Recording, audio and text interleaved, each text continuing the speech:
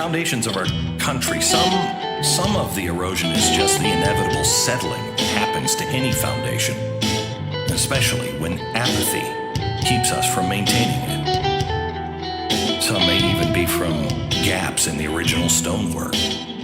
But the purposeful dismantling of our nation's foundation is causing our nation to crumble around us. And we're more divided than we've ever been. And on both sides, we're mad as hell. One side wants to pull the republic down and change it. The other says, not on my watch. When we see what's happening, we feel angry. I mean, you should feel angry. I want to fight. I'm guessing you want to fight. But we don't know how. In a few minutes, I'm going to give you a way to fight, to begin that long journey. But first, we must recognize why we're fighting. You want to fight because you see injustice in the world.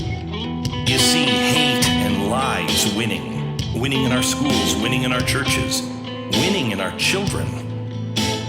We want to crush the chaos, stamp it out with our foot.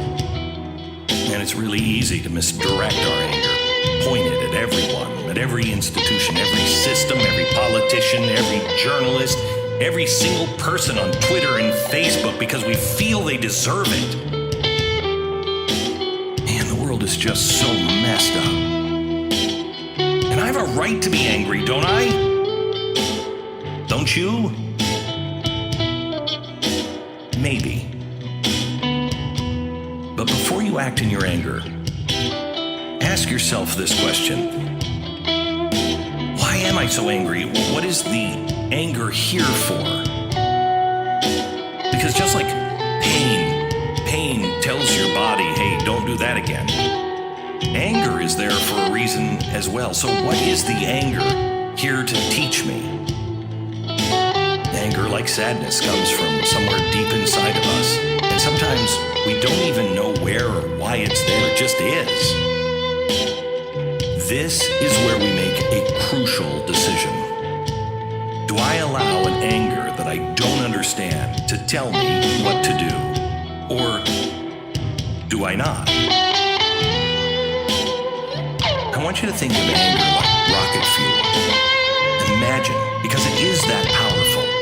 You can use it to launch a rocket into space, or you can blow everything up. There's lots of people that will tell you to blow everything up, and I implore you, don't. Even on the days that you really want to. Even on the days that it's really completely justified. Just don't blow everything up. Instead, ask yourself, why am I so angry? What is it that you love that you lost? Because I think that's where anger comes from. When you lose something you love. So what is it that you've lost? What is the foundation that is being pulled out from underneath us? Close your eyes and really think about it. Now, can you restore it? Can you use this feeling inside of you to fix the problem that's making you so angry? If you really, really humble yourself, ask yourself if you somehow are contributing to the problem. Is there something in you or in me? Is there something broken that can't be fixed? Something that your anger is trying to tell you about? The reason why this is important is we can't fight the demons of the world while fighting, or worse yet, denying the demons that live inside all of us. We have to find inside ourselves the true empathy to see the pain that those who are so misguided and angry must be in. It's going to be hard, but we have to find ourselves being a true reflection of the man from Nazareth. Now, in our nation's desperate hour, perhaps its most desperate hour, you must know who you are fight. You must reinforce your own foundation and work with others to shore up the foundations of themselves and our nation, so these foundations can stand for generations to come. There is destruction, there is hatred and lies everywhere. But we must lead in the other direction. It is the direction that many, if not most Americans, want to travel in. Most of us don't want to fight, we don't want to hate, we don't want to destroy. Americans are good. They still believe in being fair, kind, and helpful. They just need to be reminded what it feels like, and it feels good to do good. You see, this is why those in power tell us, like they told the people in Los Angeles, you can't bring sandwiches to the homeless. Or in Miami on one of the hottest days in this last August, you can't give free air conditioners to the poor or the elderly in Miami. It's why they told us we couldn't rescue those in Afghanistan who were left behind. Well, we did. Yes, we can. But I say better yet, yes, we must. Because it's in the smallest of acts that we'll find our miracles. It's in the opening of the heart. That open heart that still remains on the outskirts of the mob, that offers kindness or comfort, that will change us, will change our families and our world. When we love those who hate us, or who the world tells us we're supposed to hate, we begin to melt the ice of frozen hearts. I want to tell you the story of one of the most well-remembered Soviet dissidents. His name was Alexander Stolitsyn. He spoke out against Stalin and communism, and for that he was thrown in the gulag over and over and over again. He was a true believer at first, but he saw when observing the people at the gulag that in the worst circumstances, there was still a way to be more noble or less noble. Some refused to defy their convictions.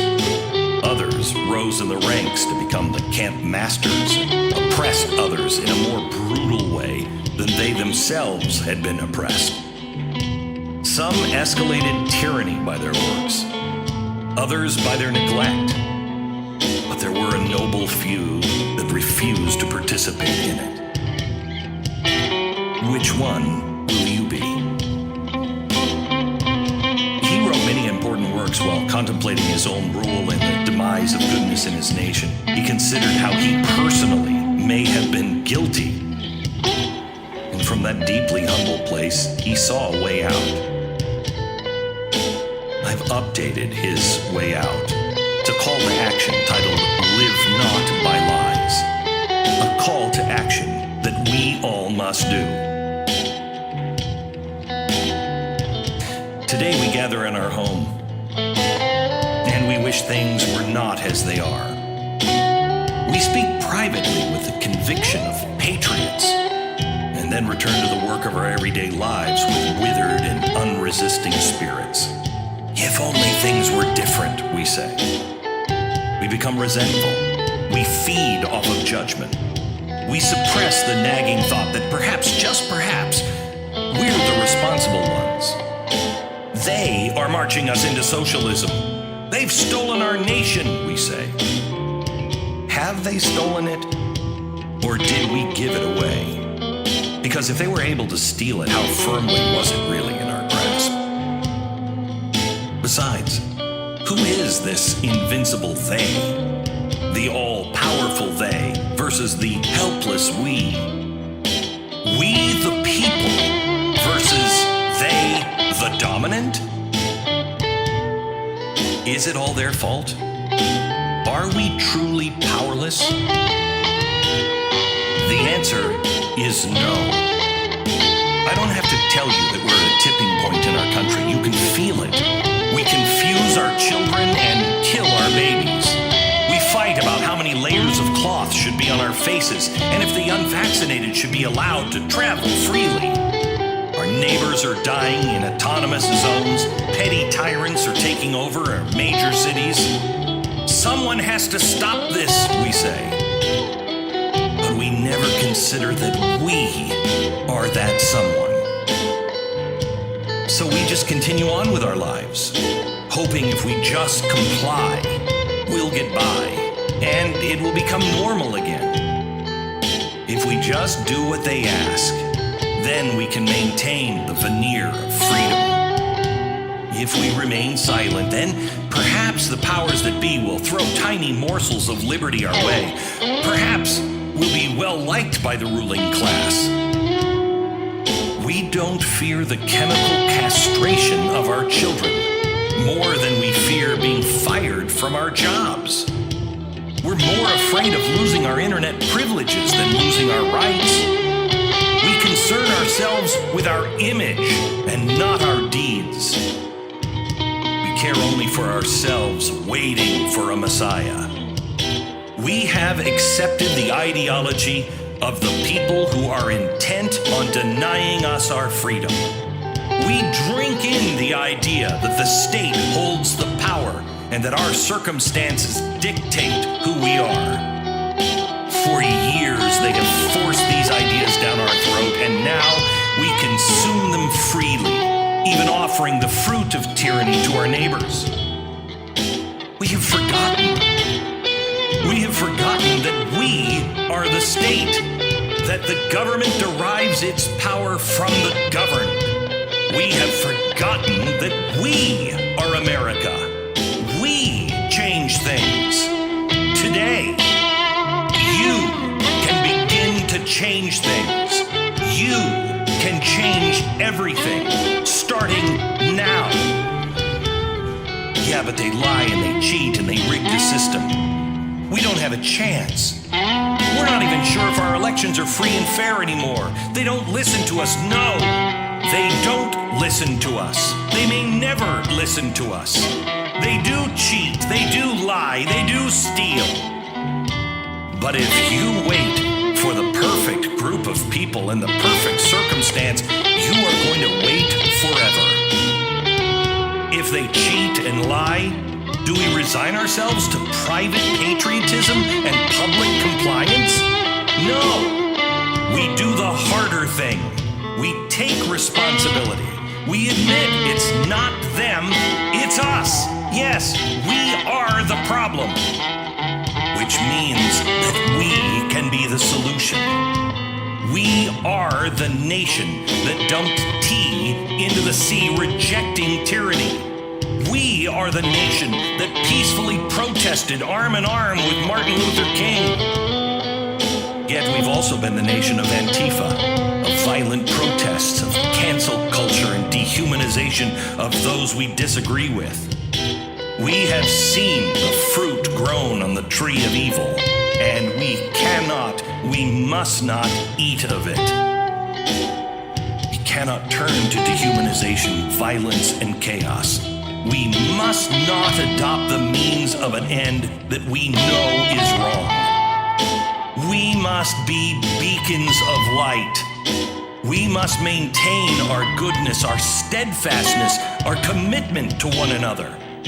We must remember why we fight in the first place, and it's not to win, but because we want to partner with God in ensuring the liberty of all people. Yeah, but if we don't fight like them, aren't we destined to lose? Do we do nothing? No. We unravel the tyranny starting at its most vulnerable point: lies.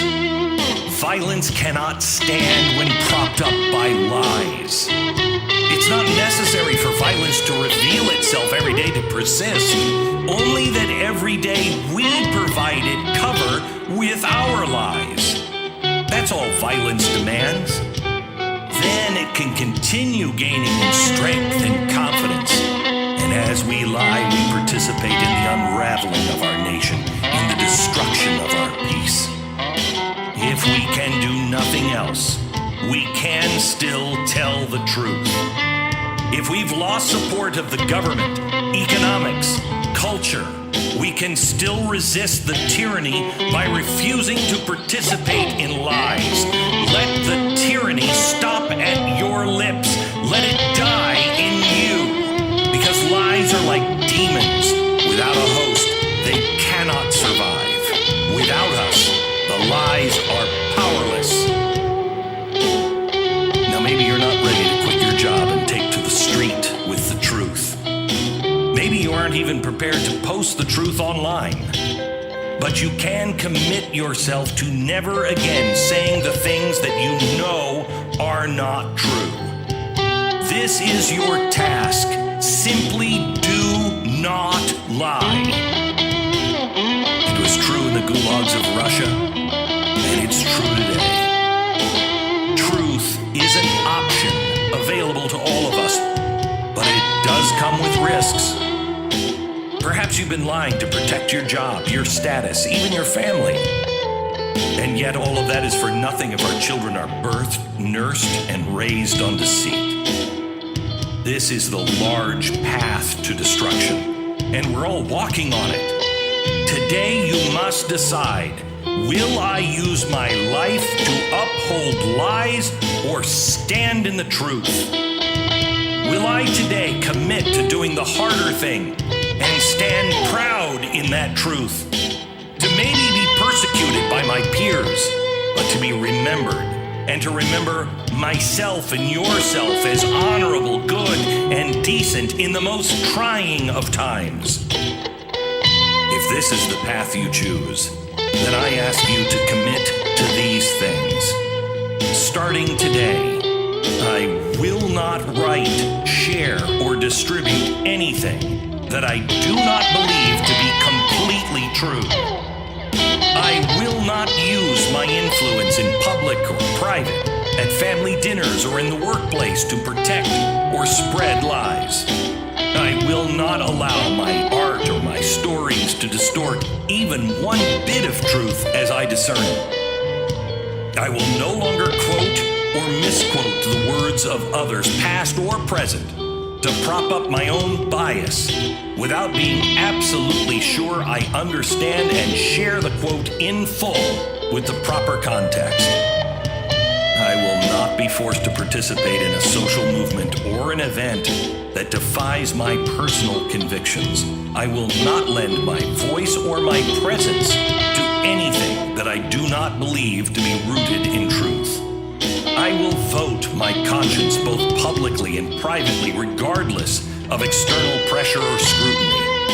I will not vote for anything or anyone I do not sincerely support. I will not participate in any gathering or meeting where a dishonest or unfairly solicited discussion is taking place. Upon finding myself in a dishonest meeting or gathering, a play, a movie, a lecture, a class, the office, I will speak up or walk out upon hearing even one lie, one moment of nonsense ideology, or an instance of blatant propaganda. If asked why I'm leaving, I will politely and earnestly explain my discontent. I will not subscribe or purchase from any news outlet, be it print, television, radio, podcast, that I know to knowingly distort the truth. You see, the truth is eternal. There is such a thing as the truth. There's an interesting scripture that Paul wrote about the foolish that will confound the wise. It's taken me a while to really understand this. And up until recently, I don't think I could have a real example, but I see the wise now in our society, and I see who's deemed foolish. The foolish aren't foolish. They are only foolish in the eyes of a world gone mad. They are the few left that still hold true to those things that the world now denies. And because those things are true, they confound the worldly wise. let us today declare that we still hold these truths to be self-evident, that all men are created equal and have God-given rights that can't be changed or taken away by any man. Let us declare that 2 and 2 does equal 4, that men cannot have babies, and there are only 2 genders. We deny and reject the lie that only white men can be racist, that segregation is now good and Martin Luther King is bad. We deny that all cops are evil and burning and looting is somehow peaceful. We deny that January 6th was worse than the Civil War. We not only deny and reject all of this, but we declare today that we will stand at the very jaws of hell as they gape open before us, that the documents held in our national archives that freed the entire world are not racist or triggering. They instead are instruments designed to end slavery in all of its forms. We must stand by lovingly, yet confidently, and clearly state those things that the elite, the sophisticated, the worldly wise, or the coward will say is foolish to speak out loud. Let us boldly declare it. We need to stop telling them who they are, because they know who they are. We need to tell them who we are. Better yet, we need to show them who you are. This is how we begin to engage in the fight. These days will just be the beginnings of times that will try men's souls. And many, in the end, will shrink from the fight as they always do, because the price will be too high for them. But those who stand will forever be remembered as heroes of this grand American experiment called liberty and freedom. Yeah, you're going to be called names. You'll be smeared, and it will feel many times like we just cannot win. But I know something that you may have forgotten. We are all Americans. Americans never sit down when a challenge was unwinnable. We are the people that beat the British, the greatest navy and army on earth. We chased them from these shores with pitchforks and farmers. We drove the dictators, the communists, the Marxists, the collectivists, and the Nazis back into the hole from which they slithered from. And when we got into that war, did you know our military trained with broomsticks because we didn't have enough guns? Yet within 4 years, we were manufacturing guns, planes, tanks, and ships faster than the Germans could sink, shoot, or destroy. Yes, we're late to this fight. But we were also very late to join the fight against Hitler's monsters. But know this, that is because Americans don't like to fight. But when we must, when we sew ourselves together with common purpose to stand up for the things we love, no one can stand against us. Too many will try to convince you that to not strike back, to not use the violent tactics that the left uses, to not use them against the left, it's not only foolish but weak. I again return to Paul, and he will use the weak things of the world to confound the mighty.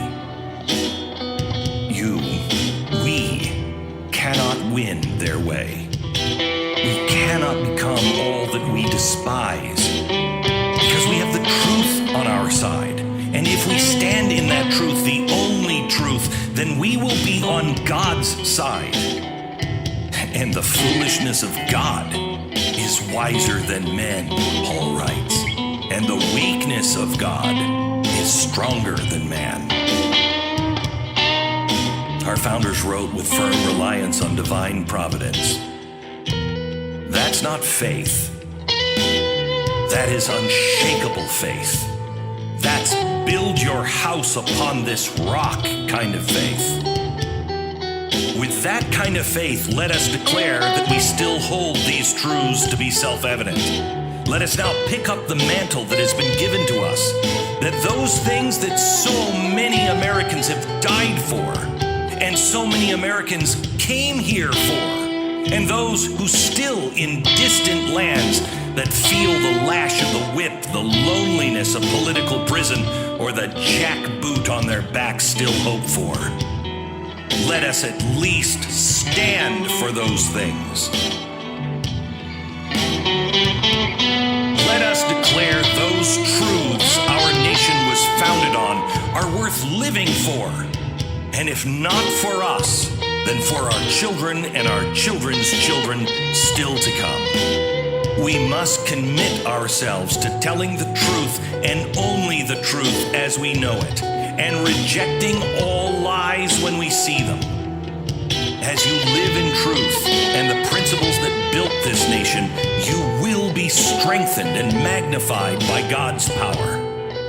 And when the earthquakes occur, you will assure that our nation stands strong because the foundation is solid and immovable. This is who you are. This is who we are. This is what we love. This is who we serve. This is why we